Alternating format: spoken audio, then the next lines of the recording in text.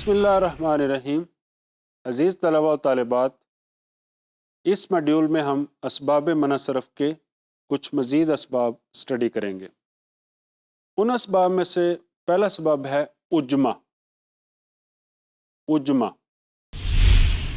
اجمہ وہ اسم ہے جو عربی کے سوا دوسری زبان میں علم ہو، یعنی ایسا نام جو اوریجنلی بیسیکلی عربی نہ ہو، غیر عربی ہو۔ اس کے غیر منصرف ہونے کے لیے چند شرائط ہیں۔ ان شرائط میں سے پہلی شرط یہ ہے کہ وہ اسم کسی کا علم ہو اور حروف 3 سے زائد ہوں۔ علم کا مطلب ہے وہ کسی کا نام ہو، اور دوسری شرط اس کے ساتھ یہ ہے کہ جو اس کے حروف ہیں جن سے وہ بلڈ ہوا ہے وہ 3 سے زائد ہونے چاہیے، جیسے ابراہیم، اسماعیل۔ اب یہ دونوں نام ہیں اور انبیاء کے نام ہیں، اور یہ اوریجنلی غیر عربی ہیں، عجمی نام ہیں، اور ان کے حروف بھی آپ دیکھ رہے ہیں کہ ان کے حروف 3 سے زائد ہیں۔ تو یہ ان میں دونوں شرائط پائے گئیں کہ حروف بھی 3 سے زائد ہیں اور غیر عربی علم ہیں، تو یہ غیر منصرف ہوں گے۔ اب ان میں دو سبب کیا پائے جائیں گے؟ ایک سبب علمیت کا پایا جائے گا جو کہ معرفہ کی ایک قسم ہے علم ہونا، اور دوسرا سبب ان میں اجمہ پایا جائے گا یعنی غیر عربی ہونا۔ تو ان دو شرائط کے پائے جانے کی وجہ سے یہ غیر منصرف ہو جائیں گے، اور جب یہ غیر منصرف ہو جائیں گے تو ان پر کسرہ اور تنوین نہیں آئے گی۔ دوسری شرط اجمہ میں یہ ہے کہ کوئی اسم ثلاثی ہو لیکن اس کا درمیانی حرف متحرک ہو، یعنی اس کے جو اوریجنل لیٹرز ہیں وہ 3 ہوں، اور ان لیٹرز میں جو مڈل والا لیٹر ہے جس کو ہم عین کلمہ کہتے ہیں وہ کیا ہونا چاہیے؟ متحرک ہونا چاہیے، جیسے شطر۔ اب شطر یہ کلے کا نام ہے۔ اب اس کے حروف آپ دیکھیں 3 حرف ہیں، شین، تا اور را، اور یہ غیر عربی ہے۔ تو اس میں دو سبب جمع ہو گئے، ایک علمیت کا اور دوسرا اجمہ کا۔ تو ان دو سبب کے پائے جانے کی وجہ سے یہ بھی غیر منصرف ہو گیا۔ جب غیر منصرف ہو گیا تو اس پر کسرہ اور تنوین نہیں آئے گی۔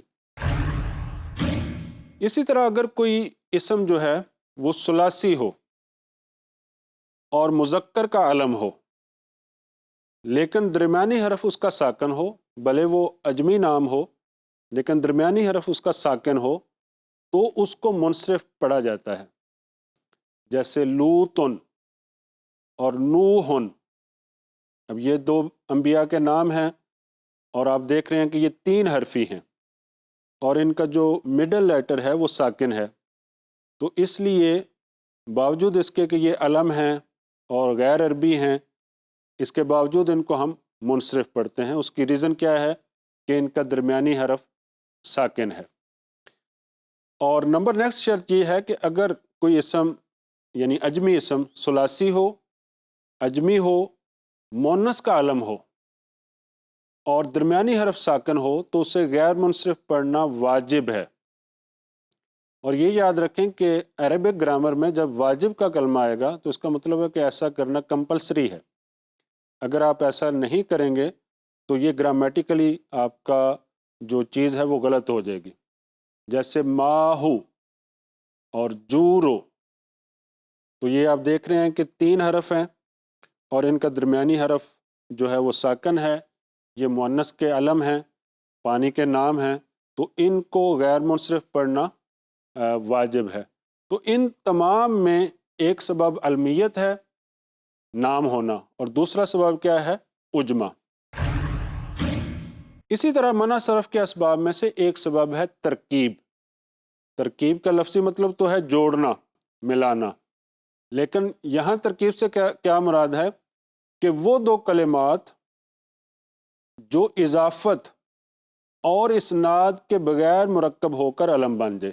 یعنی مرکب ہونے کی 2 صورتیں یہ بھی ہیں کہ ایک کلمہ مضاف ہو، دوسرا مضاف الیہ ہو، جس کو ہم مرکب اضافی کہتے ہیں، یا مرکب ہونے کی ایک صورت یہ بھی ہے کہ ایک کلمہ مسند الیہ ہو، دوسرا کلمہ مسند ہو۔ جیسے مبتدا اور خبر ہوتا ہے یا فعل اور فاعل ہے، تو ان میں ایک کلمہ مسند ہے، دوسرا جو ہے مسند الیہ ہے، تو اس کو اسناد کہتے ہیں۔ تو اسناد بھی ریزن بنتا ہے کلمات کو جوڑنے کی، اضافت بھی ریزن بنتا ہے کلمات کو جوڑنے کی، لیکن یہ والی ترکیب جو غیر منصرف کا سبب بنتی ہے، اس میں ہم دو کلمے ایسے جوڑتے ہیں کہ جس میں نہ اضافت ہوتی ہے نہ اسناد ہوتی ہے، لیکن اہل لغت ان دونوں کو ملا کر کسی ایک شے کا نام رکھ دیتے ہیں، جیسے بعل بکو، حضر موتو، مأدی کربو۔ تو ان میں دو دو اجزاء ہیں، ان کا جو پہلا جز ہوتا ہے وہ مبنی بر فتح ہوتا ہے۔ مبنی بر فتح ہونا کا مراد ہے کہ اس میں ہمیشہ زبر رہے گی اور وہ زبر ان چینجیبل ہے، وہ کبھی چینج نہیں ہوگی، اس پر کوئی عمل اثر نہیں کرے گا۔ اور ان کا جو دوسرا پارٹ ہے، اس کا جو آخری حرف ہے، اس کا اعراب غیر منصرف والا اعراب ہوگا۔ غیر منصرف والا اعراب ہونے کا مطلب کیا ہے کہ اس پر کبھی بھی کسرہ اور تنوین نہیں آئے گی۔ اس میں شرط یہ ہے کہ دوسرا جز جو ہے وہ ویہ نہیں ہونا چاہیے۔ اگر دوسرا جز ویہ کا کلمہ ہو گیا تو وہ مرکب صوتی بن جائے گا، پھر وہ مبنی ہوتا ہے، اس کا اعراب پھر غیر منصرف والا اعراب نہیں ہوگا بلکہ اس کا اعراب مبنی والا اعراب ہوگا۔ تو ترکیب کے اندر بھی ایک سبب ترکیب کا ہوتا ہے اور دوسرا سبب جو ہے وہ علمیت کا ہوتا ہے۔ اسی طرح اس ماڈیول کے اندر جو تیسرا سبب ہے ہمارا، وہ ہے جمع منتہی الجموع۔ جمع منتہی الجموع ایسی جمع کو کہتے ہیں کہ جو لاسٹ جمع ہوتی ہے، جس کے بعد ہم مزید جمع نہیں بنا سکتے، کیونکہ عربی کے اندر بعض اوقات جمع کی جمع بھی بن جاتی ہے، اس کو کہتے ہیں جمع الجمع، یعنی جمع کی جمع، پلورل آف پلورل۔ لیکن جب ہم کسی کلمہ کو کہہ دیں گے جمع منتہی الجموع، تو اس کا مطلب ہے یہ اینڈ پلورل ہے، اس کے بعد مزید جمع نہیں بن سکتی۔ جمع منتہی الجموع بھی غیر منصرف کے اسباب میں سے ایک سبب ہے، اور جب کوئی کلمہ جمع منتہی الجموع کے وزن پر ہوگا تو وہ غیر منصرف ہوگا۔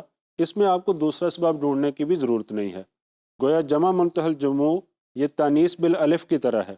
جس طرح تانیث بالالف دو سبب کے قائم مقام ہوتی ہے، ایسے ہی جمع منتہی الجموع جو ہے وہ تنہا دو سبب کے قائم مقام ہوتی ہے۔ جیسے اس کی مثال ہے مساجد، تو مساجد کا کلمہ ہم غیر منصرف پڑھیں گے، اس پر کسرہ اور تنوین نہیں آئے گی۔ مساجد مسجد کی جمع ہے، جس کا مطلب ہے مسجدیں۔